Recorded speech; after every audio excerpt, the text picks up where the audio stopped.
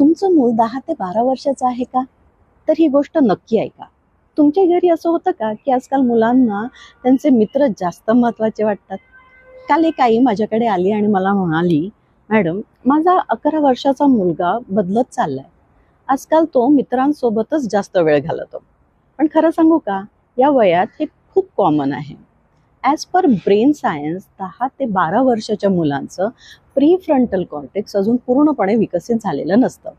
Prefrontal कॉर्टेक्सलाच आपण logical ब्रेनही म्हणतो, जे आपल्याला योग्य काय आणि चुकीचं काय हे ठरवायला मदत करतं. म्हणून या वयात मित्रांचा प्रभाव खूप जास्त असतो. पण त्याचबरोबर आपल्याला मुलांना काही वॉर्निंग साईन्स समजावून सांगणं खूप गरजेचं आहे. फॉर एक्झाम्पल, आपण त्यांना समजावू शकतो की जर एखादा मित्र सतत तुला खोटं बोलायला सांगत असेल तर तो तुझा खरा मित्र नाही. किंवा जो मित्र आईबाबांपासून गोष्टी लपवायला सांगतोय तर तिथे सावध राहण्याचं सिग्नल आहे. जो तुला अभ्यास किंवा चांगल्या गोष्टींपासून दूर नेतोय so it's a red flag. किंवा जो तुझ्या मनाला अस्वस्थ करतो किंवा गिल्टी वाटायला लावतोय so that is not a healthy friendship. पण इथे अजून एक महत्त्वाची गोष्ट आहे, ती म्हणजे मुलांना फक्त वॉर्निंग साईन सांगून होणार नाही, तर त्यांना काय बोलायचं हेही सांगायला हवं.